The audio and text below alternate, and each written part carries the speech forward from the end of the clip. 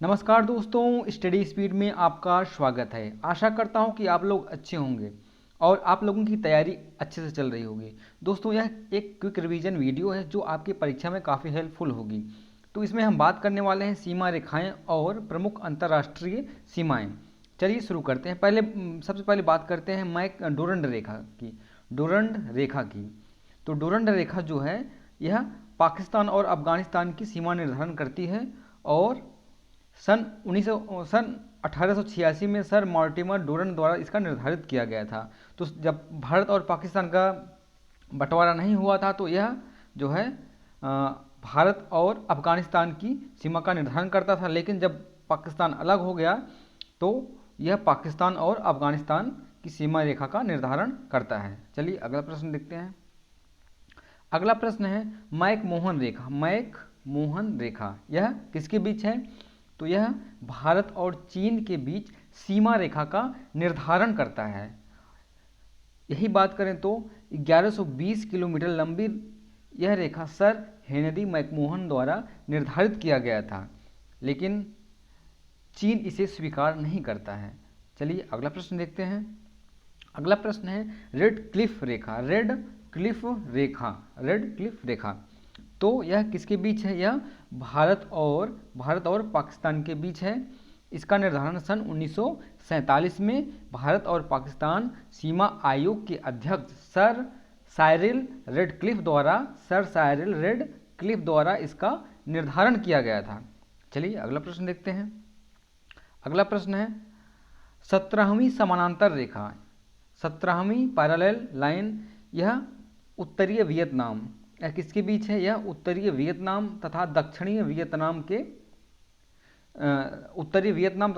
Vietnam की सीमा रेखा का निर्धारण है और वियतनाम के एकीकरण के पहले यह देश की दो भागों में बांटती थी। चलिए अगला देखते हैं। अगला 24वीं समानांतर रेखा 24th पैरेलल लाइन तो यह किसके बीच है? यह भारत और पाकिस्तान के बीच है। भारत और पाकिस्तान के बीच है।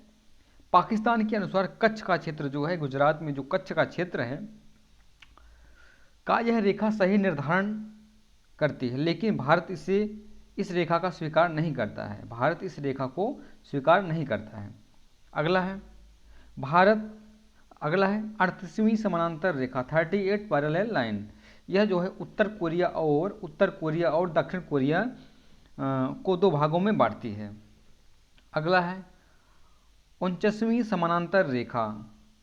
समानांतर रेखा यह अमेरिका और कनाडा को अलग करती है। अमेरिका तथा कनाडा को दो भागों में बांटती है। अगला देखते हैं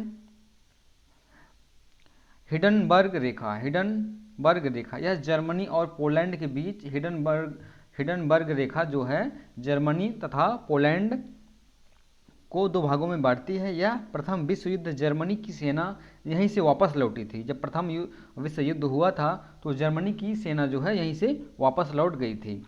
अगला प्रश्न देखते हैं ओडरनास रेखा यह जो है जर्मनी तथा पोलैंड को अलग करती है। द्वितीय विश्व युद्ध के बाद यह निर्धारित की गई थी। अगला प्रश्न है मैगीनॉट रेखा यह जर्मनी तथा फ्रांस को दो भागों में विभाजित करती है। जर्मनी के आक्रमण से बचाव के लिए फ्रांस ने यह रेखा बनाई थी। यानी जो मैगीनॉट रेखा है यह जर्मनी के आक्रमण से बचाव के लिए अपने डिफेंड में यह जो है रेखा बनाई थी। अगला प्रश्न देखते हैं। अगला है सिज फ्राइड रेखा यह किनके बीच है? यह जर्मनी और फ्रांस के बीच है।